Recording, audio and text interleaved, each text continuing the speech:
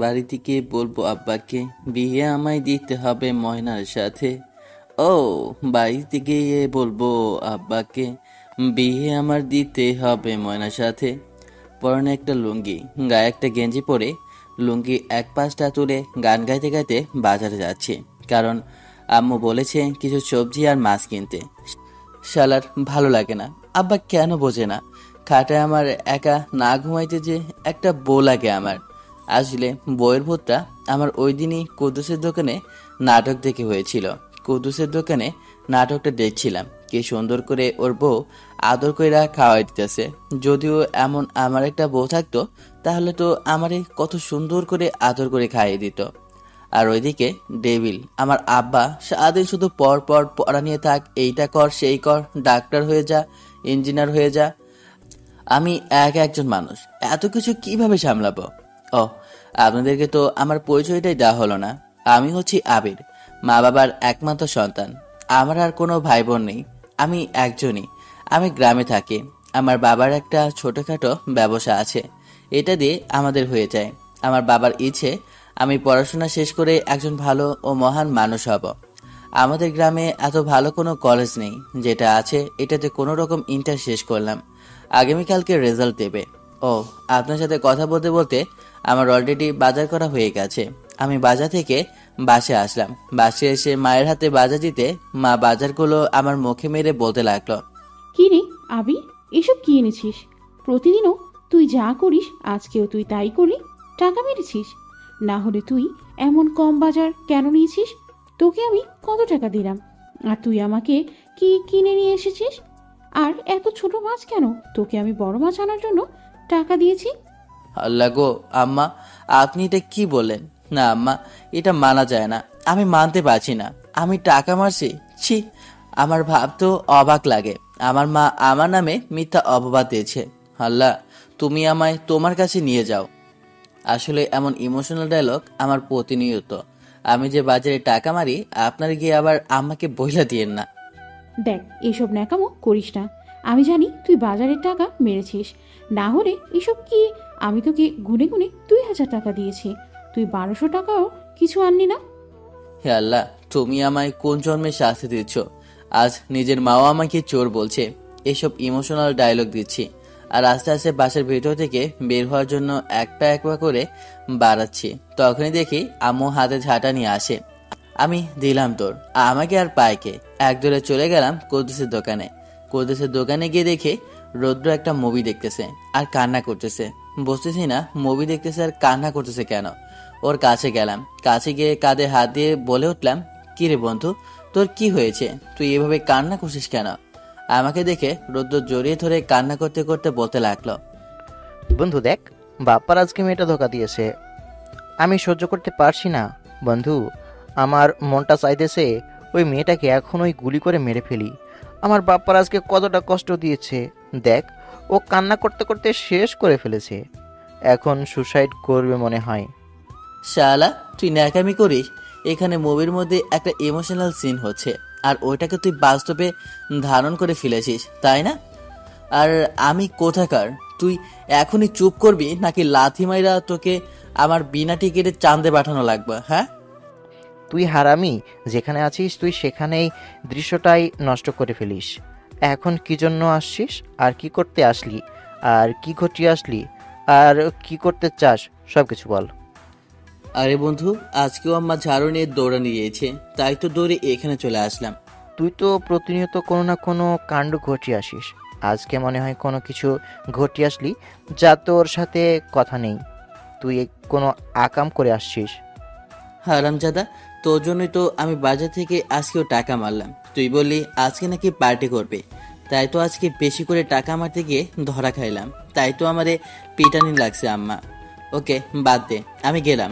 এটা বলে হাঁটা ধরতে রৌদ্র সামনে এসে দাঁত বের করে হেসে বলে ওঠে, আরে বন্ধু, আমার মনের জান প্রাণ আমার, রাগ করিস কেন? আরে আমার তুলো তুলো, আমি তো মজা করেছি।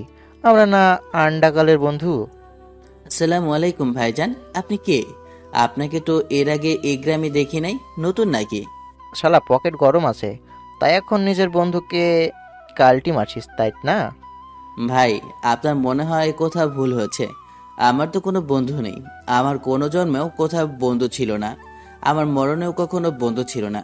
বন্ধু কি, বন্ধু নামের শব্দই আমি চিনি না। বন্ধু কাকে বলে, কত প্রকার ও কি কি? হারামি, এখন কিন্তু আমার রাগ 100 হয়ে গিয়েছে। ঠিক আছে, চল এখন লেকের পাড়ে যাই। সব কিনে নিয়ে তারপর দুই বন্ধু মিলে খাবো। বন্ধু, 1 প্যাকেট সিগারেট নি। ভাই, সিগারেট খেলে যদি আব্বার কাছে ধরা খাই, তাহলে কিন্তু আব্বা একটা মাইরও মাটিতে ফেলবে না। আরে, আমার কাছে গন্ধ দূর করার ওষুধ আছে, চিন্তা নেই, তুই চল। কিন্তু বন্ধু, সময় কিন্তু বেশি না। রাত 10টার আগে বাসায় না গেলে আব্বা আমারে লাথি দিয়ে বাসা থেকে বের করে দেবে। কালকে আবার পরীক্ষার রেজাল্ট দিয়ে দেবে। যদি রেজাল্ট খারাপ আসে, তাহলে আব্বা তো আমারে 3 দিন ধরে না খাওয়াই রাখবো। আরে তুই চিন্তা করিস কেন, করিম চাচার সিস্টেম মতো কট দিয়ে রাখছি।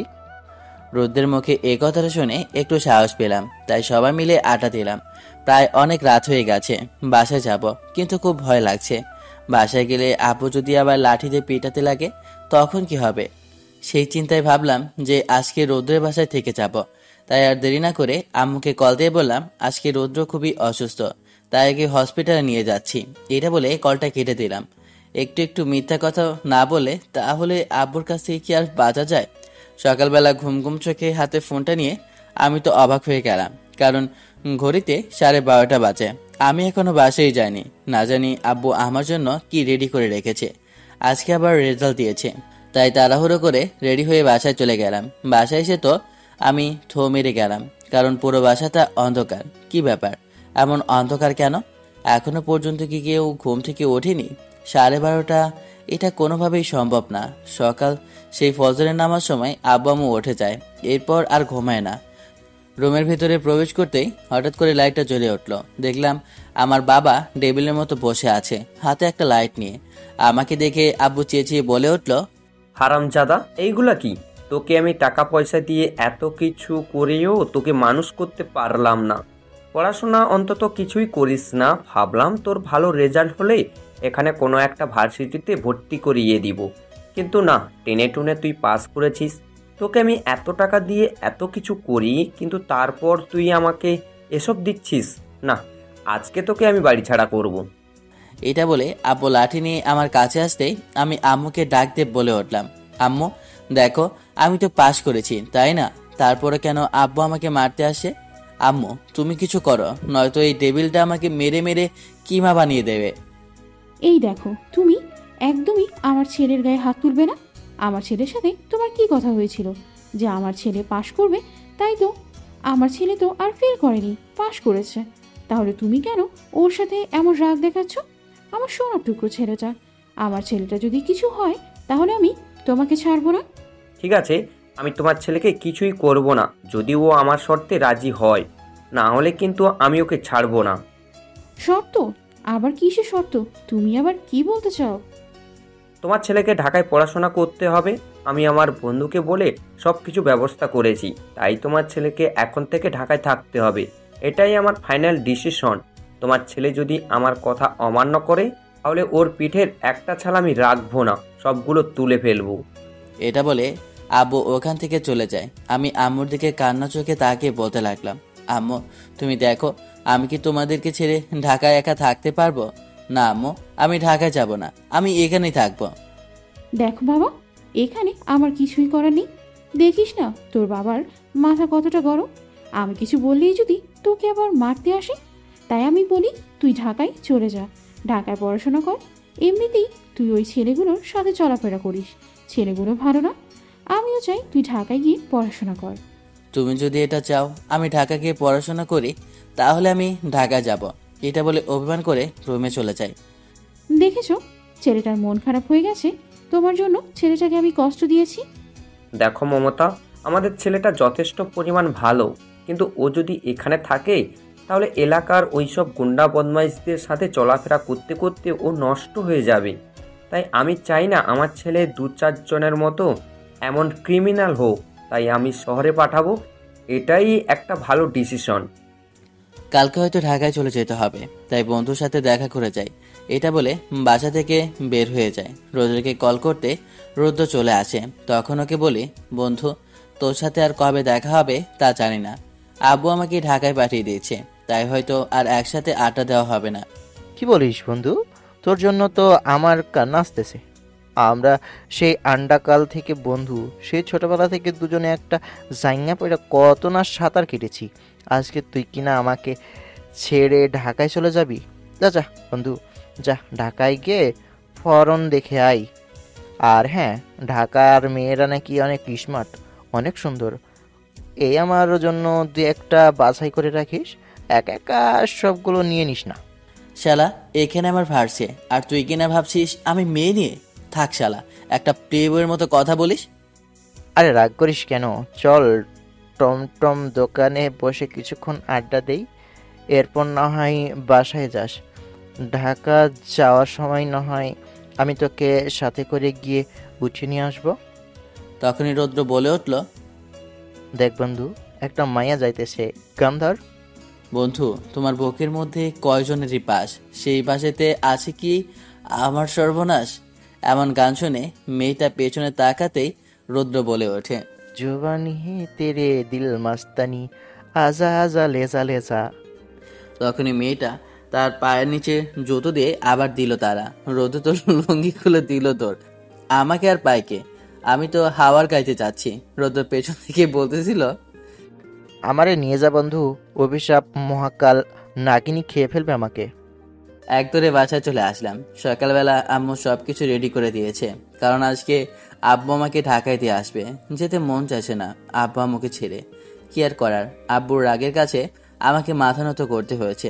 তাই আম্মুকে বিদায় জানিয়ে বাসা থেকে বাস কাউন্টারে যাওয়ার উদ্দেশ্যে রওনা দিলাম। একটু সময় পর বাস চলে আসে। আমি আর আব্বু বাসে উঠে যাই। বাসের মধ্যে আমার খুব ঘুম চলে আসে। আব্বুর ডাকে ঘোর কাটে। তখন আব্বু বলে, কিরে মন খারাপ?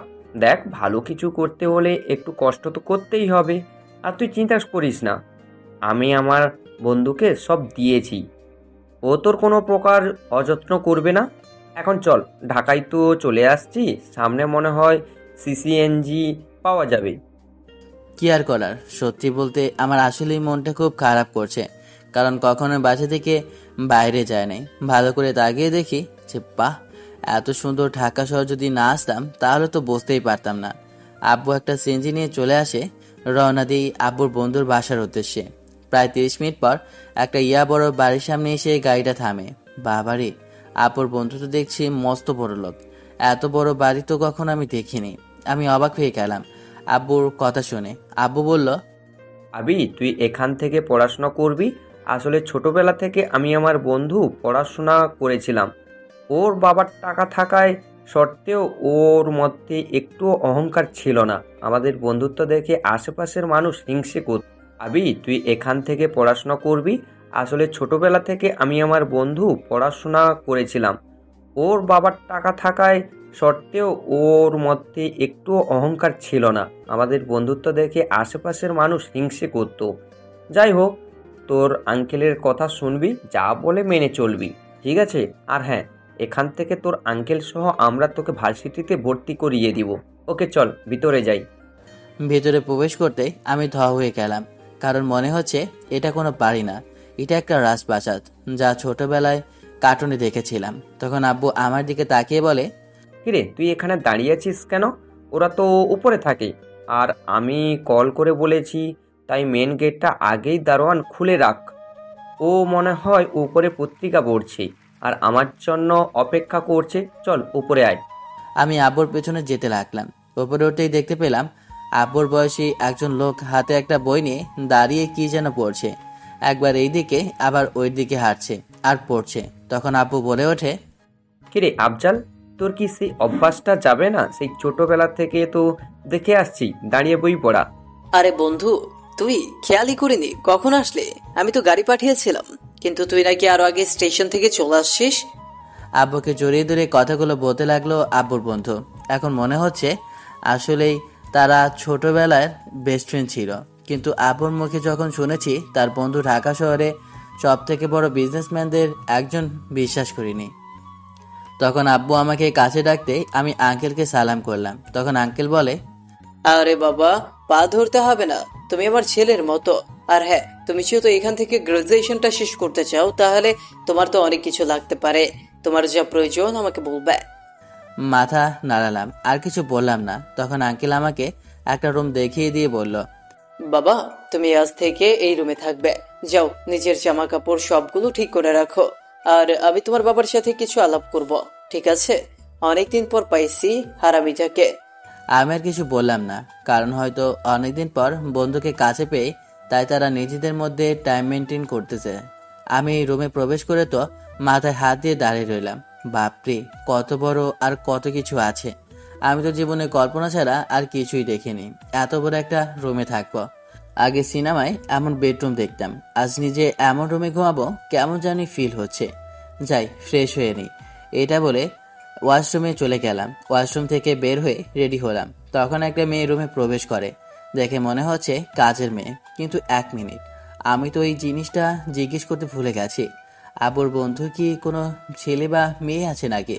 তোর পরে জেনে নেব। তখন মেয়েটা বলে, স্যার বলেছে আপনাকে বাড়ির সবটা দেখিয়ে দিতে। এই বলে মেয়েটা আমাকে বাড়ির সবকিছু দেখাতে লাগলো। মেয়েটার কাছ থেকে জানতে পারলাম আঙ্কেলের একটাই মাত্র মেয়ে, কিন্তু বেশ অহংকারী। ছাদের দিকে যেতে মেয়েটা আমাকে দেখে বলে ভুলেও যেন ছাদে না যায়, কারণ ওখানে নাকি আঙ্কেলের মেয়ে ফুলের বাগান করেছে, তাই নাকি কাউকে ওখানে যেতে দেয় না। তাই আর গেলাম না। মেয়েটার কাছ থেকে জানতে পারলাম আঙ্কেলের অহংকারী মেয়েটার নাম নাকি নীলা, তাও আবার আমার থেকে সিনিয়র। সব থেকে বড় কথা, সে নাকি ভার্সিটির ইংলিশ টিচার। ভাবা যায়। যাই হোক, আমার এসবে কাজ নেই, আমি পড়াশোনা করব, এটাই হচ্ছে কাজ। একটু পর মেয়েটা আমাকে খাবার দিয়ে বলল রেডি হয়ে নিচে যেতে। আমি খাবার খেয়ে রেডি হয়ে নিচে আসতে আব্বু আর আঙ্কেল নিচে অপেক্ষা করছে আমার জন্য। তখন আব্বু বলল, কি রে, এত সময় লাগলো কেন? চল, আমি তোকে ভর্তি করে দিয়ে বাড়িতে যাব। আমাকে আবার মাল ডেলিভারি দিতে হবে, অবশ্যই ওরা তো পারবে না। এরপর আমি, আব্বু, আঙ্কেল আমরা 3জনে মিলে ভার্সিটির উদ্দেশ্যে রওনা দিলাম। কিছুক্ষণের মধ্যে একটা ভার্সিটির সামনে গাড়িটা থামে। দেখলাম ওপরে সাইনবোর্ডে লেখা আছে ডেফোডিল ইউনিভার্সিটি সাভার। আসলে পড়েছে। গল্পের মধ্যে ব্যক্তিগত কথাটা বলেছি। আসলে আমার বাড়ি আশুলিয়ায়, তাই আমি আশুলিয়ার সবকিছু জানি। তাই ওই হিসাবে ওইখানে সবকিছুই আমি আপনাদেরকে বলছি, গল্পের সাথে থাকুন। এরপর আব্বু আর আঙ্কেল আমাকে ভার্সিটিতে ভর্তি করে দিয়ে ওখান থেকে চলে যায়। যাওয়ার আগে আমি স্পষ্ট দেখতে পারলাম আব্বুর চোখে জল, কিন্তু মুখে বলে প্রকাশ করছে না। জানি আপু আমাকে অনেক ভালোবাসে, তাই আমাকে ছেড়ে যেতে ওনার মন কাঁদছে। আঙ্কেল যাওয়ার সময় বলে যায় আমাকে ছুটির সময় নিতে আসবে, কারণ আমি তো এখানে জায়গা চিনি না। আর ওনার মেয়েও নাকি এই ভার্সিটিতে, মানে নীলাও এখানেই পড়ে। আমি নিজের ক্লাসরুমটা খুঁজতেছিলাম, হঠাৎ করে কারোর সাথে ধাক্কা খেলাম। ধাক্কা খেয়ে নিচে পড়ে গেলাম। তখনই অনুভব করলাম কেউ আমাকে টান দিয়ে সরাতে চাচ্ছে, কিন্তু আমি যেন কোনো কিছুর দিকে না তাকিয়ে হা করে ওই মেয়েটার ওই টানা চোখের দিকে তাকিয়ে আছি। তখনই অনুভব হলো, আহারে, আমি তো একটা মেয়ের গায়ের উপর শুয়ে আছি। ছি ছি ছি ছি, এটা কি করে হয়? তখনই উঠতেই মেয়েটা আমাকে, এই বেয়াদব, তোর চোখে গাছে নিয়ে চলিস যে দেখতে পাস না? খ্যাত কথাকার, কোথা থেকে উঠে এসেছিস? আগে তো তোকেই কলেজে দেখিনি। কিরে, কথা বলিস না কেন? চুপ করে আছিস কেন? মেয়েটার ঠোঁটের দিকে তাকিয়ে আছি। মেয়েটা যখন কথা বলছে আমার কাছে মনে হচ্ছে অপসরি কথা বলছে। আমার কেন জানি না একটা অন্যরকম ফিলিংস কাজ করতে লাগলো। তখনই মেয়েটা আবার বলল, কিরে ছোট লোক, চুপ করে কি দেখছিস? কখনো কি সুন্দরী মেয়ে দেখিসনি নাকি? সে আপনি সুন্দরী? নিজেকে কি ভাবেন, অপসরি? আপনি আসলে দেখতে একটা পেতনির মতো। আপনার কপাল ভালো যে আমার মতো একটা ছেলে আপনার গায়ে পড়েছে। দেখলাম মেয়েটা এই কথাটা শোনা মাত্রই মেয়েটা তেলে বেগুনে জ্বলে ওঠে। মেয়েটা আমার দিকে তেড়ে আসতেই তখনই আমি দিলাম তোর একদরে চলে গেলাম ভার্সিটির পেছনে। ধুর কচু, আজকের ভার্সিটিতে ক্লাস করা হবে না। তাই ভাবলাম আমি তো দেখেছি কিভাবে বাসা থেকে ভার্সিটিতে এসেছে, তাই ওই মোতাবেক হাঁটা ধরলাম বাসায় যাওয়ার উদ্দেশ্যে। একটু সময় পর বাসায় ফিরে আসলাম। বাসায় আসতে আঙ্কেল জিজ্ঞেস করতে বললাম আজকে ভালো লাগছে না, উপরে গিয়ে রেস্ট নিতে। তাই উপরে গিয়ে ফ্রেশ হয়ে ঘুমিয়ে পড়লাম। বিকেলে ঘুমানোটা আমার একটা অভ্যাসে পরিণত হয়েছে, কারণ বিকেলে যদি একটু না ঘুমাই আমার কেন জানি অশান্তি লাগতে থাকে। কিছুক্ষণ ঘুমিয়ে নিয়ে এখন মনে হচ্ছে খুব একটা শান্তি অনুভব করছি। তাই ভাবলাম বাসা থেকে একটু বাইরে হাঁটাহাঁটি করি। এইভাবে বাসা থেকে বের হই। আঙ্কেল সবার সাথে পরিচয় করে দিয়েছে, তাই এতটাও সমস্যা হয়নি। কাজের মহিলা এবং দারোয়ান সবাই আমাকে চেনে, তাই কেউ কিছু বলো না। তাই বাসা থেকে বের হয়ে একটু হাঁটতে লাগলাম। কিছু সময় পর দেখতে পেলাম একটা মেয়েকে রাস্তার মাঝধারে কতগুলো ছেলে ডিস্টার্ব করছে। আমার আবার এসব দেখলে মাথা গরম হয়ে যায়, তাই ভাবলাম সিনেমার নায়কদের মতো একটু হিড়িকিরি তো দেখাতে হয়। যদি মেয়েটা ইমপ্রেস হয়ে যায় তাহলে তো আমার কপালে জুটে যাবে। এই ভেবে আমি ছেলেগুলোর মাঝখানে গিয়ে বলতে লাগলাম, এই ভালো চাস তো মেয়েটাকে ছেড়ে দে, নয়তো তোদেরকে আমি এক এক করে তামিল সিনেমার নায়কদের মতো করে মেরে নাক ফাটিয়ে দেব। আমার কথা শুনে ছেলেগুলো হাসতে লাগলো। তারপর আর কি, আমি ঝাঁপিয়ে পড়লাম। না, আমি মারতে পারিনি, বরঞ্চ ওরা আমাকে মেরে নাক ফাটিয়ে দিল। তখন এই পথ দিয়ে কিছু পুলিশ গাড়ি করে যাচ্ছিল। পুলিশ দেখে ছেলেগুলো পালিয়ে যায়, আর আমার এমন অবস্থা দেখে মেয়েটা তো হাসতে লাগলো। মেয়েটার উপর খুব রাগ হচ্ছে। মেয়েটার জন্য আমি এত কিছু করেছি, মার খেয়েছি, আর মেয়েটা হাসতেছে। ঢাকা শহরের মেয়েরা এত পাথর দিল হয় তা আগে বুঝি নাই। এত সময় যদি আমাদের গ্রামের কোনো মেয়েকে বাঁচাতাম তাহলে সে তো আমাকে খুশির ঠেলায় জড়ায় ধরতো, আর কত কি করতো। না থাক, আপনারা আবার এসব বুঝবেন না, আপনাদের বলা যাবে না, আপনারা ছোট মানুষ, গল্পটাই শুনুন। আমি ওখান থেকে চলে যেতে লাগলাম। তখনই মেয়েটা আমার হাত ধরে দাঁড় করালো। এরপর নিচের ওড়না দিয়ে নাকের রক্তটা মুছে দিল আর বলল, সরি আসলে আমার খুব হাসি পাচ্ছে এই জন্য যে আপনি আসলে হিরোর মতো কিন্তু মাইর খাইলেন ভিলেনের মতো। ধুর, আপনার সাথে কোনো কথাই নাই, আপনি আমার নিয়ে মজা করতেছেন। আচ্ছা বাবা, সরি আমার ভুল হয়েছে। বাই দ্য ওয়ে, আপনার নামটা তো জানা হলো না, কোথায় থাকেন? জি, আমি আবির, ঢাকায় নতুন এসেছি। এখানে আঙ্কেলের বাসায় আসি, আর সামনে ডেফোডিল ইউনিভার্সিটিতে ভর্তি হয়েছি। তাই নাকি? আমিও তো, বাট আপনি কোন ইয়ারে আছেন? First year. ওহ, আমি আপনার 2 বছরের সিনিয়র আছি। মানে কি বলেন? কি হয়েছে, তোতলাচ্ছেন কেন? না মানে আপনাকে দেখে তো একটা বাচ্চা মেয়ে মনে হয়। তাই বুঝি? দেখলাম মেয়েটা মনে হয় কথায় একটু পড়ে গেছে। যাই হোক, তো আপনার নাম তো জানা হলো না। জি, আমি মিম, আর আমি সামনেই থাকি। এখান দিয়ে যাচ্ছিলাম কারণ নীলা ম্যামের বাসায় যাব, ওনার থেকে ক্লাসের কিছু পড়া বুঝে নিতে। মানে বিষয়টা আমি ঠিক বুঝলাম না। আপনি নীলার কাছে যাবেন মানে? কয় নাম্বার বাসা? 7 নম্বর বাসা তো আফজাল সাহেবের বাড়ি। তখন মিম বলল, 7 নাম্বার বাসা আফজাল সাহেবের বাড়ি। আরে সেটা তো আমার আঙ্কেলের বাসা, কিন্তু নীলার বিষয়টা বুঝলাম না। ওমা, সে কি, আপনি জানেন না? আপনি ক্লাসে যান নাই? না তো, আমি তো অ্যাডমিশন নিয়েছি। কেন? আরে নীলা আপু তো ওখানের ম্যাডাম, আর আপনার ইংলিশ টিচার। নীলা আপু আমার ভাইয়ের ভালো ফ্রেন্ড, ওই হিসাবে আমি আপুর থেকে পড়া বুঝে নিই। তার মানে নীলা ওখানের ম্যাম, আর আমি ভাবলাম ও ওখানে পড়ে। So what? নীলা আপু তো সেই কবেই লন্ডন থেকে পড়াশোনা শেষ করে আসলো, আপনি জানেন না? মনে মনে কি করে জানবো? আমার ভিলেন বাবা কোনোদিন বলেছে নাকি যে তার একটা বন্ধুর মেয়েও আছে? কি হলো, আপনি কোথায় হারিয়ে গেলেন? যাই হোক, একটা কথা বলেন তো, আপনি এভাবে চলাফেরা করেন কেন? আপনাকে দেখতে তো মাশাআল্লাহ অনেক সুন্দর আছেন, কিন্তু আপনি এমন খ্যাতের মতো চলাফেরা করেন কেন? আসলে আমি গ্রামে থাকি তো, তাই গ্রামে এভাবে চলি। তাই শহরে এসেছি নতুন, কিভাবে মানুষ কেমন চলাফেরা করে তা তো আর জানি না। আচ্ছা তাহলে চলুন, আপনার আঙ্কেলের বাসায় দেখা করি। চলেন। আমার আবার ওর সাথে দেখা হয়নি। দেখা হয়নি মানে?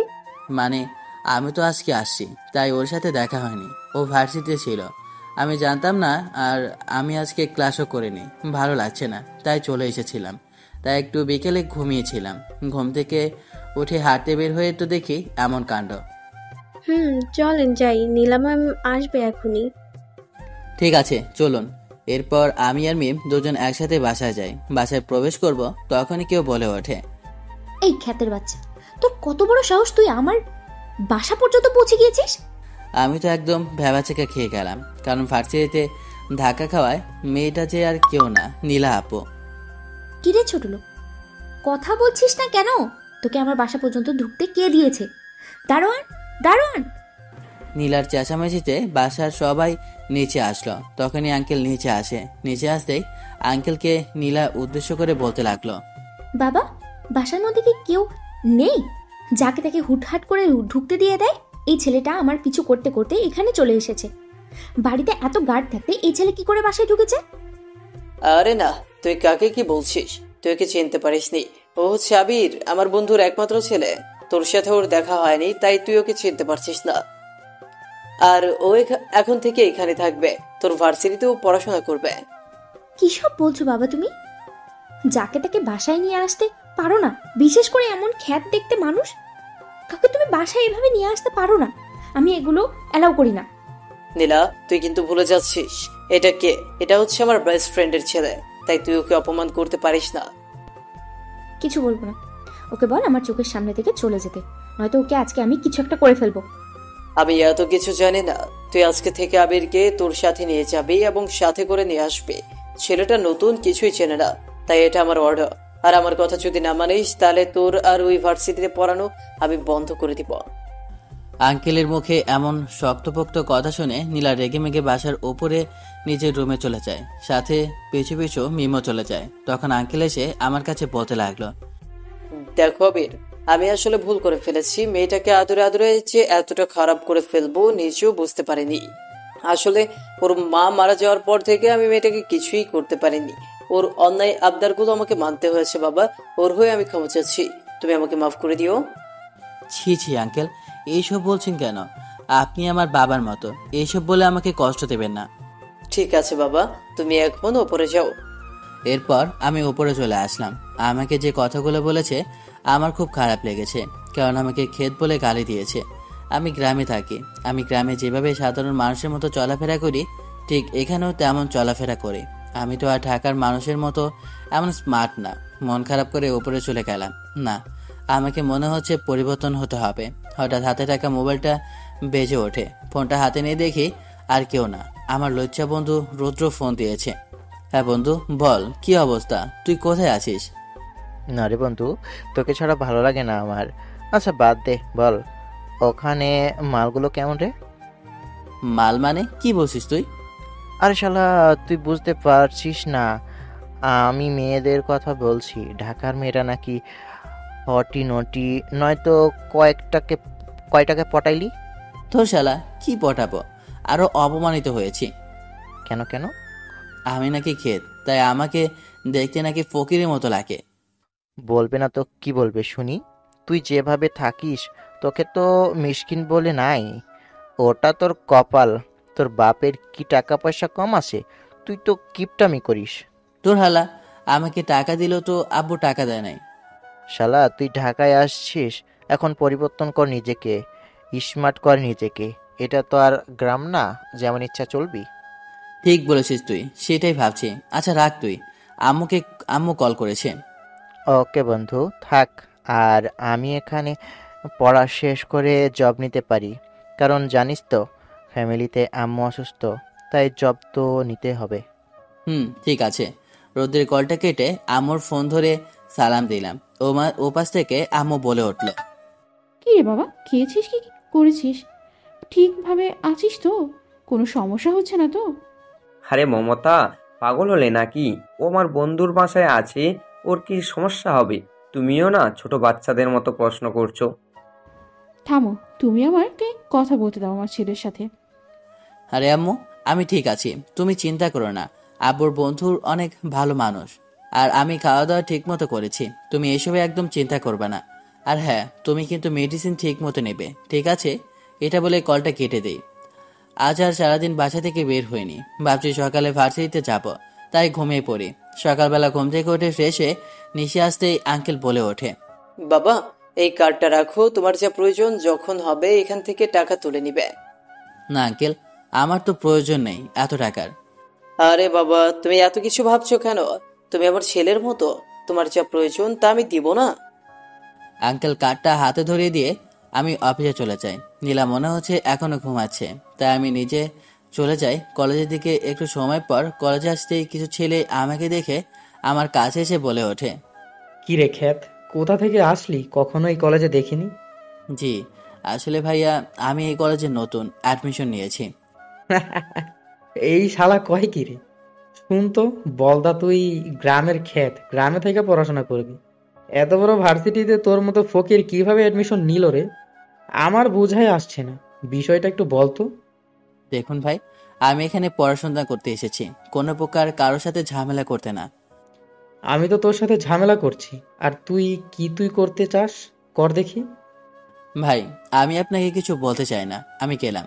আমি সামনে হাঁটা ধরতেই ছেলেটা আমার শার্টের কলা ধরে বলতে লাগলো, কি রে, এত তাড়া কিসের তোর? এখনো তো হিসাব বাকি আছে তোর সাথে। আমি খেয়াল করলাম আশেপাশে সবাই একসাথে ক্যাম্পাসে একসাথে জড়ো হয়েছে। তখনই সুমন নামের ছেলেটা আমার হাত থেকে ব্যাগ নিয়ে সবার উদ্দেশ্য করে বলতে লাগলো, তো স্টুডেন্ট, আপনারা সবাই কেমন আছেন? কিন্তু আমি ভালো নেই, জানতে চান না কেন? ছেলেটার কথা শুনে সবাই হেসে বলে, কেন?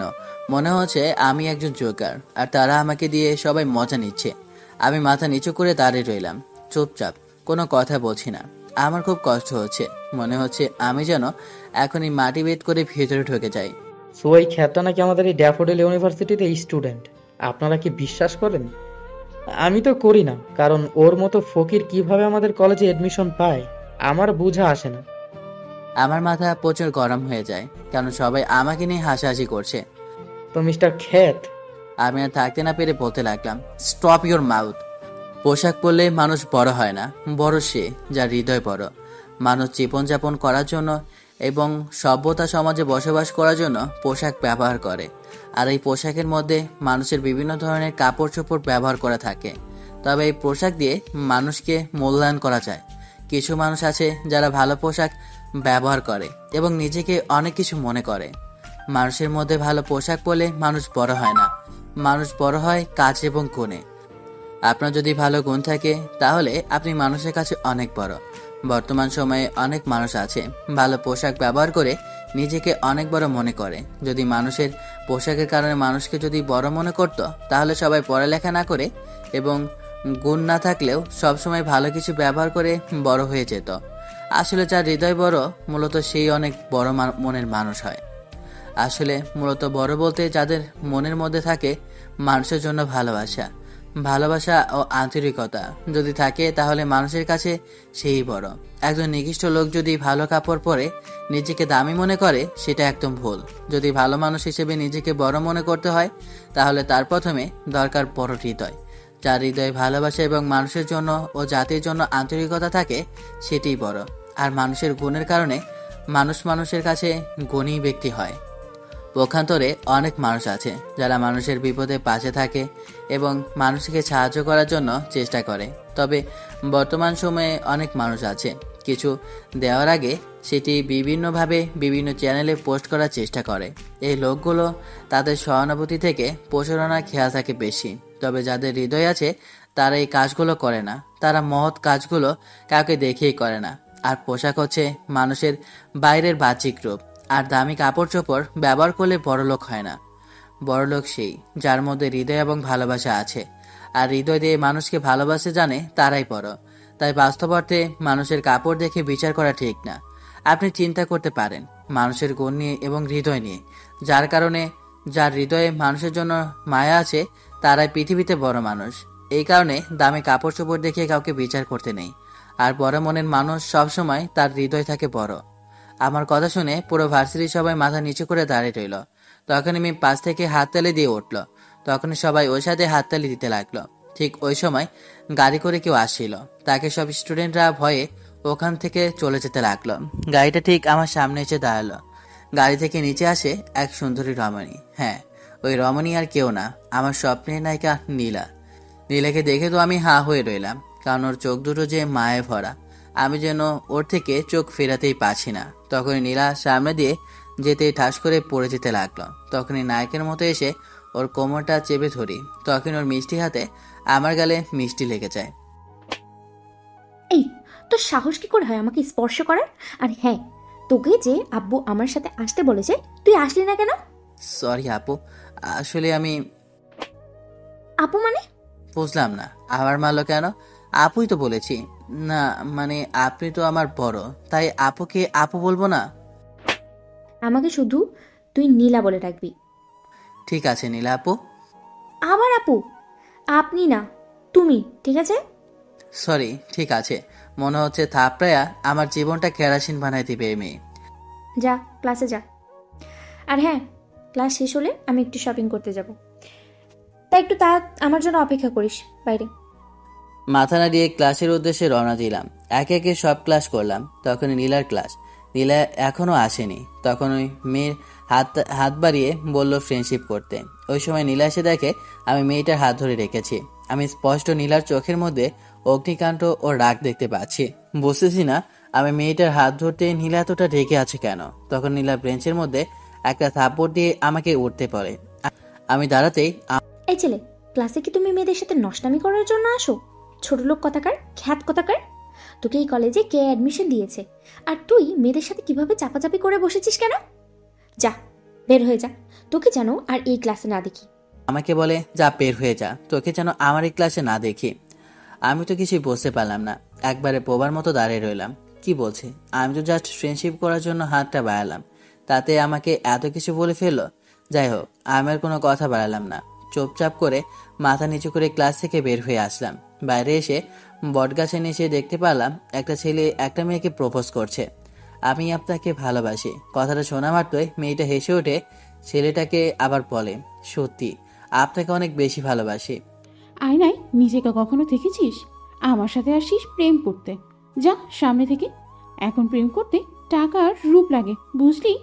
ওদের কথা শুনে আমি বুঝতে পেরেছিলাম যে এই শহরে টাকার রূপ ছাড়া কিছুই চলে না, তাই নিজেকে পরিবর্তন করা দরকার। এসব ভাবছি এমন সময় ক্যাম্পাসের বটগাছের একপাশে বসে আছি। আচমকা কারো স্পর্শে চমকে উঠলাম। পেছনে তাকিয়ে দেখি মিম। তখন মিম আমাকে দেখে বলে ওঠে, আচ্ছা আবির, তুমি এখানে বসে আছো কেন? তোমার তো ক্লাস শেষ হয়নি। না, নীলা বের করে দিয়েছে। কেন, তুমি আবার কি করলা? কই, কিছুই তো করলাম না। যাই হোক, ভালো হয়েছে। এখন চলো, তোমাকে নিয়ে ফুচকা খাবো। না, কেউ যদি তোমাকে আমার সাথে দেখে কি বলবে? আরে কেন মানুষ বলতে যাবে শুনি? কারণ তুমি যে আমার সিনিয়র, তাই। ধুর বোকা, ঢাকা শহরে এসব কমন। আর তুমি জানো সিনিয়র মেয়েরা জুনিয়র ছেলেদের প্রেমে বেশি পড়ে। মানে বুঝলাম না। এত মানে না বুঝলেও চলবে তোমার। এখন চলো ওইদিকে যাই। কি আর করার, মিমের সাথে ফুচকার দোকানে গিয়ে ফুচকা খেতে লাগলাম। আচ্ছা আবির, তুমি এমন করে কেন চলো? আসলে আমার এমন চলতে ভালো লাগে, তাই মিমের সাথে ফুচকা খাচ্ছি আর হেসে হেসে কথা বলছি। তখনই নীলা ক্লাস থেকে বের হয়ে দেখে আমি মিমের সাথে ফুচকা খাচ্ছি। নীলা তাকিয়ে আছে। আমি কিছু বলছি না। আমি মিমের সাথে মজা করছি আর ফুচকা খাচ্ছি। আমি স্পষ্ট দেখতে পাচ্ছি নীলার দুই চোখ লাল বর্ণে পরিণত হয়েছে, কিন্তু বিষয়টা আমি আন্দাজ করতে পারছি না কেন। তখন দেখলাম নীলা ওখান থেকে চলে যায়, কিন্তু তার গাড়িটা নেয়নি। কিন্তু রাগার কারণটা বুঝতে পারলাম না। আর গাড়ি বা নিচ্ছে না কেন। আমি মিমকে বিদায় জানিয়ে বাসের উদ্দেশ্যে রওনা দিই। একটু সময় হাঁটতেই দেখি কিছু বদমাশ ছেলে নীলাকে ডিস্টার্ব করছে।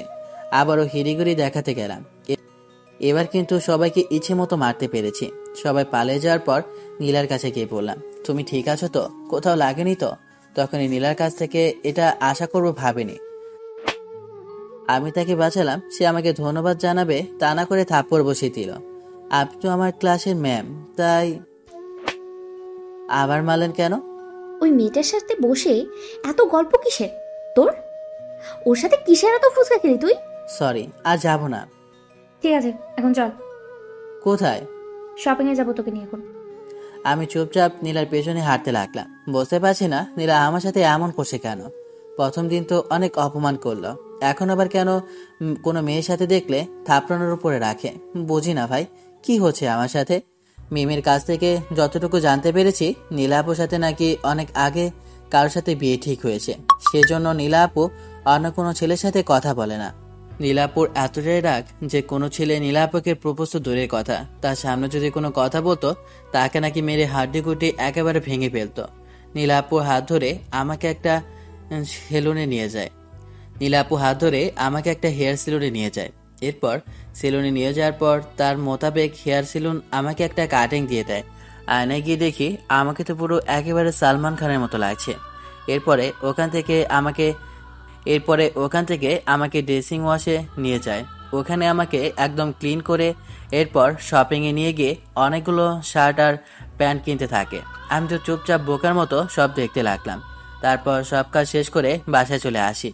বাসায় আসতেই আঙ্কেল আমাকে দেখে বলে ওঠে, বাহ আবির, তোমাকে তো এখন বেশ লাগছে। যাই হোক, তোমাকে আমার সাথে আমার অফিস যেতে হবে কাল। ঠিক আছে আঙ্কেল। এটা বলে ওপরে চলে যায়। নীলা কাল রেডি হয়ে নিচে অপেক্ষা করতে বলেছে, তাই আজকে খাওয়া দাওয়া করে ঘুমিয়ে পড়ি। সকালবেলা ঘুম থেকে উঠে ফ্রেশ হয়ে নেই। এরপর নীলার শপিং করে দেওয়া জামা আর প্যান্টটা পরে নিচে আসে। একটু সময় পর দেখি নীলা একটা কালো শাড়ি পরে নিচে নামছে। নীলাকে একদম পরিধানের মতো লাগছে। আমি যেন ওর দিক থেকে চোখটা সরাতেই পারছি না। ওর টানা টানা চোখের দিকে আমি তাকিয়ে আছি। আমি জানি না ওর চোখের মধ্যে কিসের এত নেশা। না, যদি তাকিয়ে থাকি তাহলে আবার কি মনে করে এমনিতে আবার সিনিয়র। খেয়াল করলাম নীলা আমার দিকে তাকিয়ে আছে। আমি বেশ লজ্জা পেলাম। তখন নীলা আমার দিকে এসে বলতে লাগলো, এখন ঠিক দেখাচ্ছে, সব দিক থেকে একদম পারফেক্ট আছো, কোনো সমস্যা নেই। এখন চলো, গাড়ি করে ভার্সিটিতে যেতে হবে। আর হ্যাঁ, তুমি কি বাইক চালাতে পারো? হ্যাঁ পারি, গ্রামে থাকতে শিখেছিলাম, কিন্তু আব্বু কখনো কিনে দেয়নি, তাই সব সময় চাইনি। আমাদের গ্যারেজে নতুন একটা বাইক আছে, এই নাও চাবি। বাইকটা বের করে বাইকে করে যাব। আমি বেশ একটা অবাক হলাম, কারণ যে মেয়েটা আমাকে এতদিন এত কথা বললো, আর সে মেয়েটা নাকি আমার সাথে বাইকে করে ভার্সিটিতে যাবে এবং আমার জন্য এত কিছু করছে। বুঝি না ভাই মেয়েদের কথা, এবং কি মেয়েদের মন বোঝা এতটাও সহজ না। এর জন্য কবির হয়তো বলেছে যে মেয়েদের কখনো মন বুঝতে চাও না। যদি মন বুঝতে চাও তাহলে হয়তো বা পাগল হবে, আর নয়তো বা ফকির হয়ে যাবে। যাই হোক, আর কোনো কথা বাড়লাম না, চুপ করে বাইকটা বের করলাম। একটু পর নীলা এসে বাইকে উঠলো। আমি অবাক হয়ে গেলাম, কারণ নীলা আমাকে পেছন থেকে জড়িয়ে ধরে রইল। তখন আমি নীলাকে উদ্দেশ্য করে বললাম, এই কি করছেন আপনি? মানুষ দেখলে কি বলবে? আমার খুব লাগছে, আপনি প্লিজ আমাকে ছেড়ে দিন, এমনি সোজা হয়ে বসুন। দেখো, আর একটা কথা বললে থাপড়াইয়া তো সব কটা দাঁত আমি ফালাইয়া দেব। চুপচাপ করে বাইক চালা। যদি আর একটা কথা বলিস তাহলে কিন্তু লাথি দিয়ে বাইক থেকে ফেলে দেবো আমি তোকে। নীলার ভয়ে চুপসে গেলাম, আর কোনো কথা বললাম না। কি আর করার, আমি বাচ্চা শিশুর মতো বাইক চালাচ্ছি, আর নীলা পেছন থেকে আমাকে শক্ত করে জড়িয়ে ধরে আছে। মনে হচ্ছে আমি কোথাও হারিয়ে যাচ্ছি। বুঝতে পারছি না মেয়েদের এত মতিগতি কেমন করে কেমন কি হয়। যাই হোক ভাই, আমার পাগল বা ফকির হওয়ার কোনো ইচ্ছে মোটেও নেই, তাই চুপচাপ করে বাইক চালাচ্ছি। একটু সময় পর ভার্সিটিতে চলে আসি। তখন নীলা বাইক থেকে নেমে ক্লাসে যায়। আশেপাশে খেয়াল করলাম সবাই আমার দিকে হা করে তাকিয়ে আছে, যেন আমি অন্য গ্রহের পানি। কারণ তাকিয়ে থাকার একটা উদ্দেশ্য আছে, সেটা হলো আমি আজকে নীলাকে বাইকে করে নিয়ে এসেছি। প্রথমত আমি নীলার অনেক জুনিয়র, আর নীলা কখনো কোনো ছেলের সাথে কথা বলে না, বাইকে ওঠা তো দূরের কথা। তাই আমি নীলাকে বাইকে করে নিয়ে আসি, এটা মানুষ দেখে হা করে তাকিয়ে থাকবে, এটাই স্বাভাবিক বিষয়। আমি স্বাভাবিকভাবে ক্লাসের দিকে যেতে লাগলাম। হঠাৎ করে সুমন নামের ছেলেটা সামনে চলে আসে। আমার কাছে এসে ছেলেটা বলতে লাগলো, সরি ভাই, তোমার সাথে সেদিন এমন ব্যবহার করা আমার মোটেও উচিত হয়নি। আরে আমি সেদিন ওর কথা মনে রাখিনি, তোমাকে মাপ চাইতে হবে না। ভাই সত্যি বলতে আজ তোমাকে দেখে আমার খুব হিংসা হচ্ছে। কেন আমাকে দেখে তোমার হিংসা হওয়ার কারণ? কারণ আজকে সত্যি বলতে তোমার অনেক সুন্দর লাগছে। আর তাকিয়ে দেখো, ভার্সিটির মেয়েরা তোমার দিকে কিভাবে তাকিয়ে আছে। আরে ভাই তুমিও না কি যে বলো। আচ্ছা, যাই আগে হয়েছে হয়েছে, এখন কি আমরা বন্ধু হতে পারি? আচ্ছা ঠিক আছে, ডান। চলো তাহলে ক্যান্টিনে যাই, আজকে তোমাকে আমি ট্রিট দিব। এরপর আর কি, আমি যেতে চাইলাম, জোর করে নিয়ে যায় সুমন। ক্যান্টিনে বসে গল্প করছি, তখন হাতে ঘড়িতে দেখি নীলার ক্লাসের সময় হয়ে গেছে। এমনিতে আজকে সবগুলো ক্লাস করা হয়নি, এখন যদি নীলার ক্লাস মিস করি তাহলে আজকে আমার উপর দিয়ে যে কি যাবে আল্লাহ জানে। তখনই কোথা থেকে মিম ডাকতে লাগলো, তাই আমি মিমের কাছে যেতে মিম বলে উঠলো, আবির, আমি জানি না আজকে তোমার থেকে চোখ ফেরাতে পারছি না। তোমাকে কি যে সুন্দর লাগছে বলে বোঝাতে পারবো না। আর সত্যি বলতে তোমাকে আগেও খুব সুন্দর লাগতো, এখন তো আরো বেশি লাগছে। ধন্যবাদ। তখন মিম আমাকে উদ্দেশ্য করে আবার বলল, আবির চলো ওই বট গাছের নিচে এসে বসি, তোমার সাথে আমার কিছু কথা আছে। মিমের কথা অনুযায়ী ওর সাথে বটগাছে নিচে গেলাম। এরপরে মিম আমার কাছে আমার হাত ধরে পড়তে লাগলো, আবির, আমি জানি না তোমাকে কথাটা বলা ঠিক হবে কি ঠিক হবে না, কিন্তু সত্যি কথা বলতে আমি তোমাকে প্রথম দিন থেকেই ভালোবেসে ফেলেছি। তোমার ওই সরলতা মনটা যে আমার খুব পছন্দ হয়েছে। এই যুগে তোমার মতো ভালো মনের ছেলে পাওয়া খুবই কষ্টের। তোমার ওই খ্যাত টাইপের চেহারায় আমার পছন্দের এমন স্মার্ট হয়ে চলার থেকে তুমি খ্যাত হয়ে চললে আমার কাছে ভালো লাগে। কারণ আমি চাই না আমি যাকে পছন্দ করি তাকে অন্য কেউ কেড়ে নিক। তাই আমি তোমার ওই খ্যাতটাকেই পছন্দ করি, আর আমি তোমাকে ভালোবাসি। আমি জানি সমাজের মানুষ অনেক অনেক রকম কথা বলবে, কিন্তু আমি সত্যিই তোমাকে ভালোবাসি। হুট করে মিম আমাকে জড়িয়ে ধরে কথাগুলো বলতে লাগলো। এমন কথার জন্য আমি মোটেও প্রস্তুত ছিলাম না। ঠিক এমন কথায় আমি হতভম্ব হয়ে রইলাম। তখনই কোথা থেকে নীলা চলে আসে। নীলা আমাকে আর মিমকে জড়িয়ে থাকা অবস্থায় দেখে অন্য কিছু মনে করে। নীলা আমাদেরকে এমন অবস্থায় দেখে ওর চোখ দুটো লাল হয়ে যায়। স্পষ্ট ওর চোখের মধ্যে জল দেখতে পাচ্ছি আমি। নীলার এক মুহূর্ত ওখানে দাঁড়িয়ে রইল না, দৌড়ে ওখান থেকে কান্না করতে করতে চলে গেল। আমি তো বলদের মতো দাঁড়িয়ে রইলাম। মিমকে ছাড়ানোর চেষ্টা করছি, কিন্তু না, মেয়েটা আমাকে শক্ত করে জড়িয়ে ধরে রেখেছে। আমার মাথা প্রচুর পরিমাণে গরম হয়ে যায়। এক প্রকার জেদ করে ওকে ধাক্কা দিয়ে ফেলে দেই। এরপরে ঠস। আবির, তুমি আমাকে মারলে? তুমি বুঝতে পারছো না কেন? তোমার সাথে আমার যায় না, আমি তোমাকে ভালোবাসি না। এটা বলে মিমের কাছ থেকে ক্লাসে চলে আসি। আবির, তুমি যদি আমাকে ভালো না বাসো তাহলে কিভাবে যে ভালোবাসা আদায় করে নিতে হয় তাই মিম শিকদার ভালো করেই জানে। জানি না নীলা আমাদের এমন অবস্থায় দেখে কেন কান্না করলো। বাসায় গিয়ে আঙ্কেলকে সবকিছু বলে দিল না তো? যাই হোক, এক প্রকার ভয়ে বাসায় যাচ্ছি। বাসার সামনে দেখলাম পুরো বাড়ি জুড়ে লাইট দিয়ে সাজানো। ঢাকা শহরে এমন সাজানো বাড়ি 2 অনুষ্ঠানে হয়, এক বিয়ে হলে বা 2 জন্মদিনের জন্য। কিন্তু আমার জানা মতে তো কারো বিয়ে বা জন্মদিন তো না। তাহলে বাসার সামনে দেখছি মেহমানরাও আসা যাওয়া করছে। কিরে ভাই, বিষয়টা তো বুঝলাম না। মাত্র সকালে বাসা থেকে বের হলাম, আর এখন বিকেলে বাসায় এমন অবস্থা। আমি বাসায় প্রবেশ করতেই কোথা থেকে আপু এসেই। হারামজাদা, তোকে আমি ছোট থেকে মানুষ করছি এই দিনটা দেখার জন্য।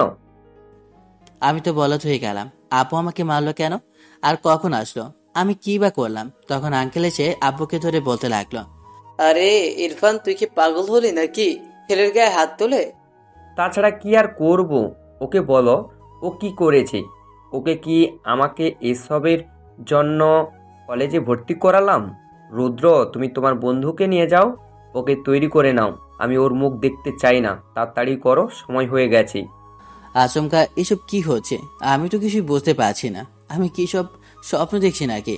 রুদ্র কোথা থেকে আমাকে নিয়ে যায় আমার রুমে। আমাকে নিয়ে এসেও বলতে লাগলো, কিরে মামা, কাহিনী কি?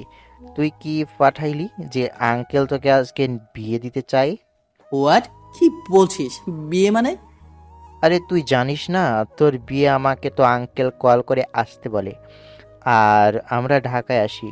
এসেই তো আমি অবাক। এমন বিষয় আমি তো সবটা ভালো করেই জানি। আরে ভাই, আমি তো কিছুই বুঝতে পারছি না। আমার বাবা আমার সাথে এসব কি করছে? আমি সত্যি বলতে নীলা আপুকে ভালোবাসি। হ্যাঁ, কি বলছিস তুই? নীলা আবার আপু আবার ভালোবাসে না? কেমনে কি? আরে ভাই, নীলা আমার থেকে 4 বছরের সিনিয়র, আর আমি ওকে প্রথম দেখেই ভালোবেসে ফেলেছি। বলতে গেলে লাভ এট ফার্স্ট সাইট। দেখ মামা, তোর বাপ যেমন রেগে আছে, মনে হয় না তোকে ঠিকভাবে বাঁচিয়ে রাখবে। তুই রেডি হ, নয় কিন্তু তোর সাথে আমারও 12টার খবর বানিয়ে ছাড়বে। আবুর ভয়ে কিছু বলতে পারলাম না। কি আর করার, চুপ করে এখন যার সাথে বিয়ে দিচ্ছে ওকেই বিয়ে করতে হবে।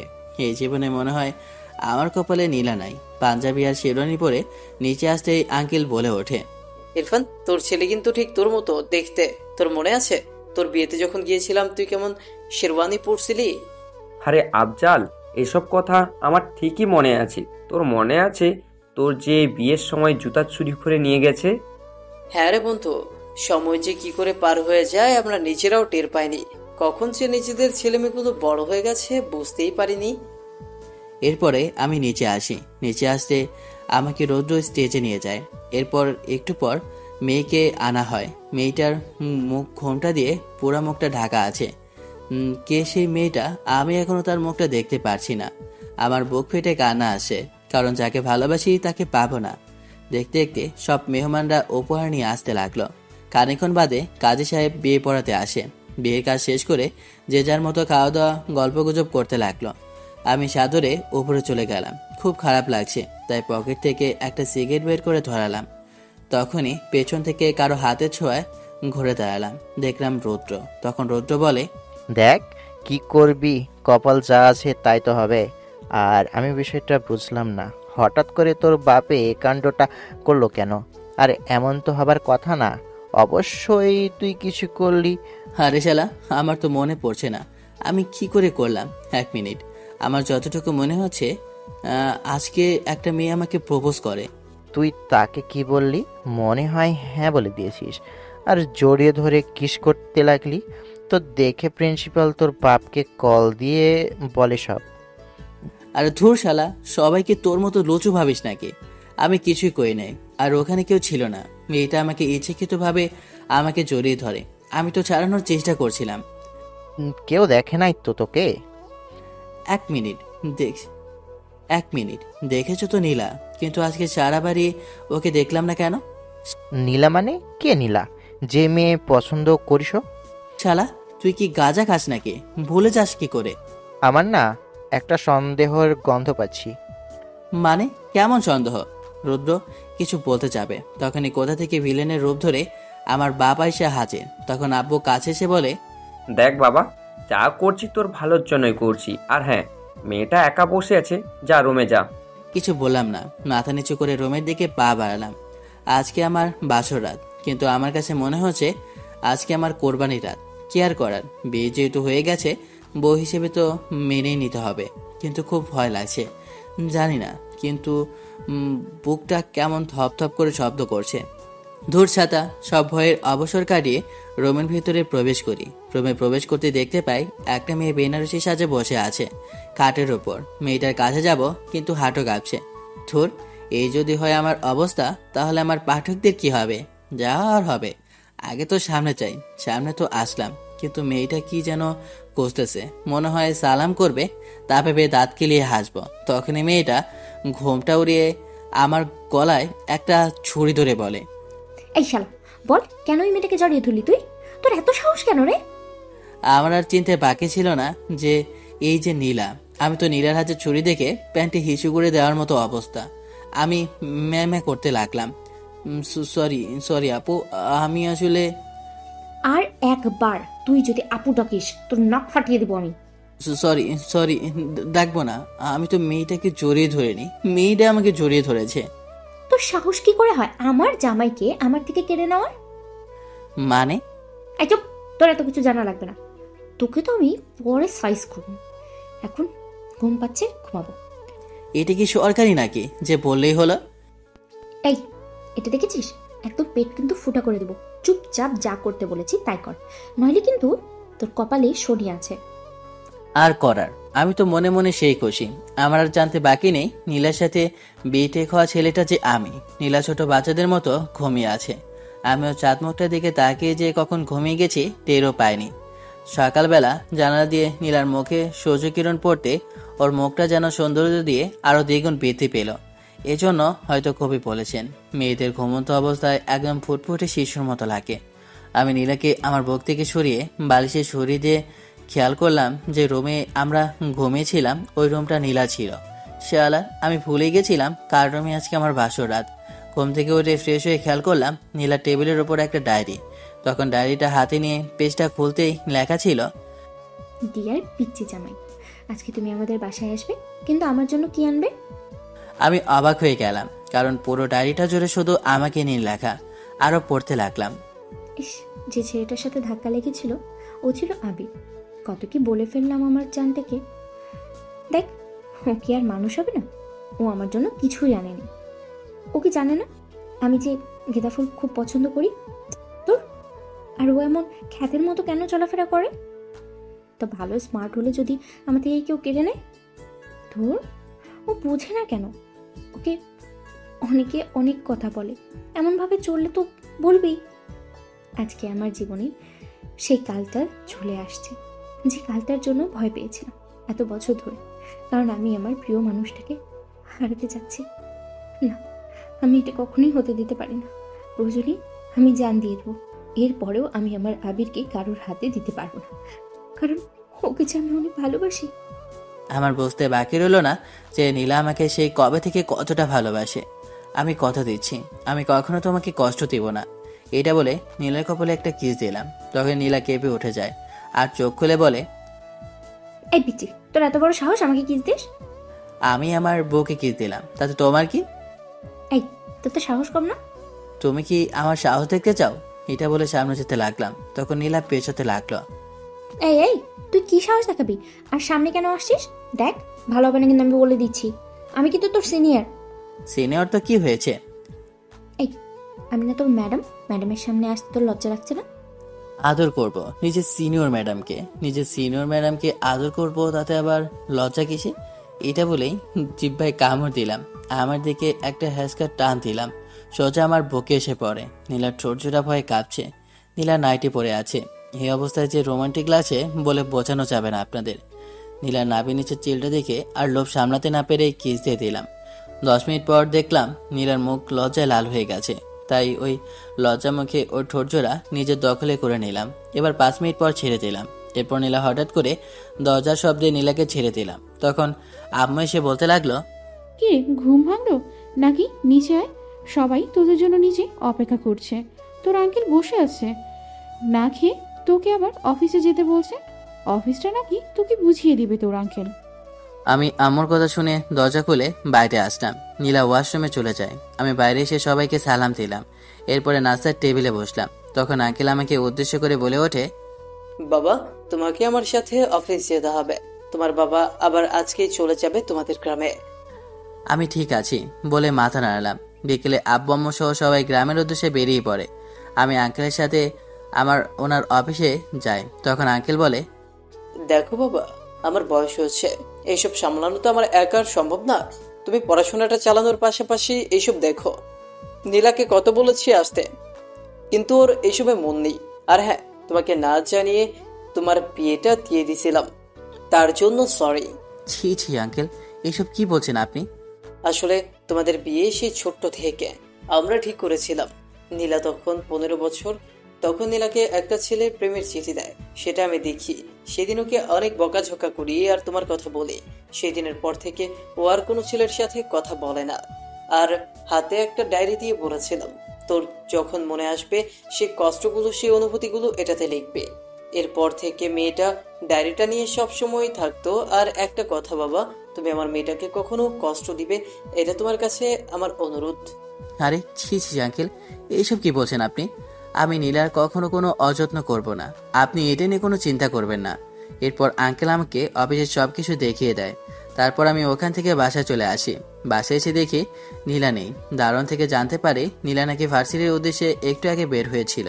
তাই আমি বাসা থেকে বের হয়ে ভার্সিটির উদ্দেশ্যে যাই। রাস্তার মধ্যে কল আসে। কলটা রিসিভ করতেই, আবির, তুমি মনে হয় তোমার স্ত্রীকে খুঁজতে বের হয়েছো।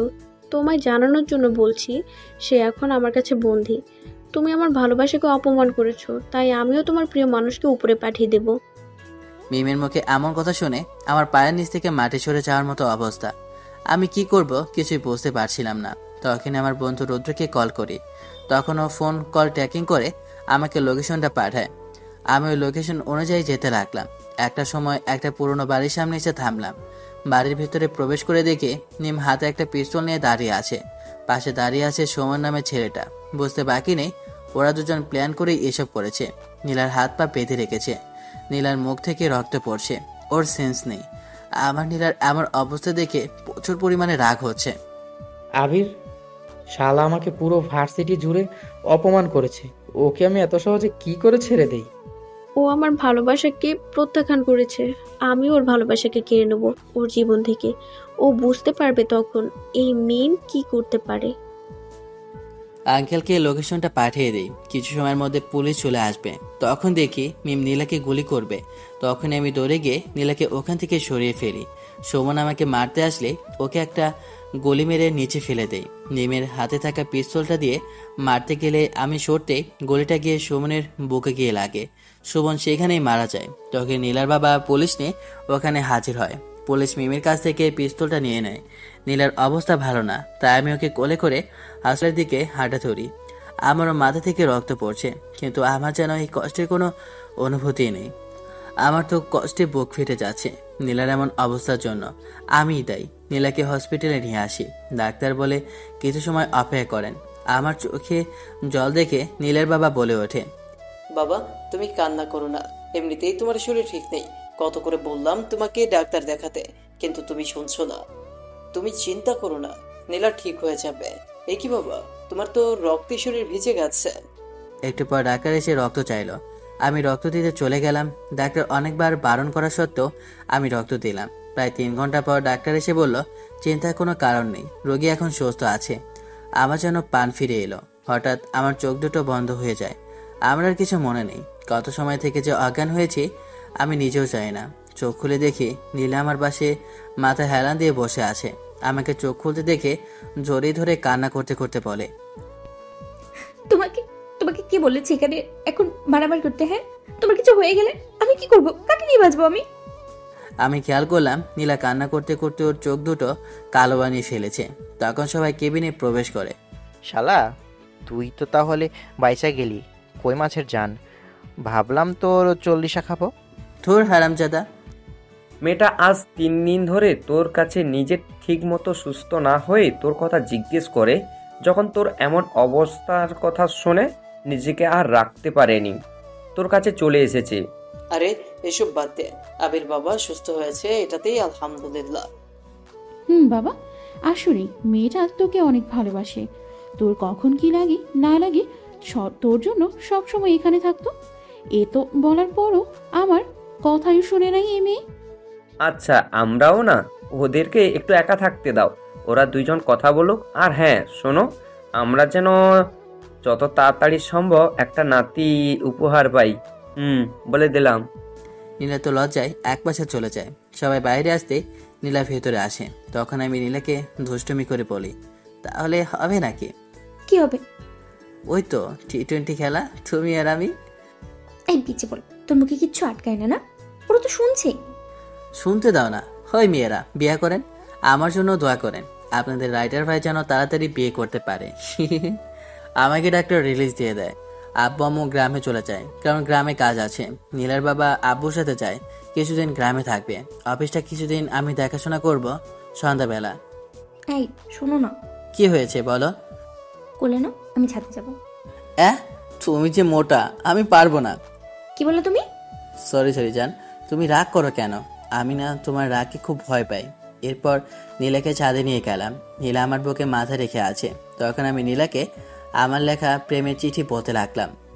তোমাকে চাই সূর্যে না দেখা সকালের প্রথম আলোর মাঝে, কখনো বা জীবনের জটিল সমীকরণের মতো রসায়নের বইয়ের ভাঁজে। ভোর দুপুরে ক্লান্তি পেরে তোমায় চাই স্বস্তির নীরবতায়। রেললাইনের ধারে ধরে হাঁটা একলা বিকেলে তোমাকে চাই। সন্ধ্যা যখন গোতুলের সাথে সন্ধি করে, তখন তোমার চোখে দিঘিতে সূর্যাস্ত দেখতে চাই। অন্ধকার রাতে জোনাকির আলোতে তোমায় দেখবে বলে আজও প্রদীপ জ্বালি না। ঘোর আমাবস্যা রাতে তোমায় চাই শুকনো গোলাপের স্নিগ্ধতায়, আর হেমন্তের জ্যোৎস্না রাতে নতুন ধানের সুভাষে। নাস্তার টেবিলে বসে পাশের খালি চেয়ারটাতে তোমাকে চাই সকাল বিকেল আর সন্ধ্যা ঘনিয়ে এলে। অডিটোরিয়ামে বোরিং ক্লাসে বসে তোমাকে চাই সবসময় কাটানো প্রতিটি SMS এর ভিড়ে। গভীর রাতে দু চোখে জলে লেখা অনুকাব্য আর তার প্রতিটি ছন্দে একান্তিক তোমাকে চাই। ঝড়ের রাতে আঁকড়ে ধরা হাত আর প্রতিটা আঙ্গুলের ফাঁকে তোমাকে চাই। ইংলিশে না বোঝা এলোমেলো গ্রামের ভিড়ে তোমাকে স্পষ্ট চাই একান্ত সঙ্গপ্রণে। কখনো বা মরুভূমির বুকে তাঁবুর নিচে কাটানো প্রতিটি রাতে তোমায় পাশে চাই। বিস্তৃত সঙ্গীর মতো তোমায় চাই সারা বেলা। তোমার চাই জীবনের বাকিটা সময়। থাকবে তো আমার প্রিয় নীলা? ভালোবাসি তোমায়, বড্ড বেশি ভালোবাসি। তখন নীলা আমাকে জড়িয়ে ধরে বলে, আমিও ভালোবাসি আমার এই জুনিয়র বরটাকে, বড্ড বেশি ভালোবাসি তোমায়। এইভাবে বেঁচে থাকুক হাজারো ভালোবাসার মানুষগুলো। ধন্যবাদ। তো আল্লাহ হাফেজ। গল্পটা এখানেই শেষ। ভালো থাকবেন। Bye bye, tata.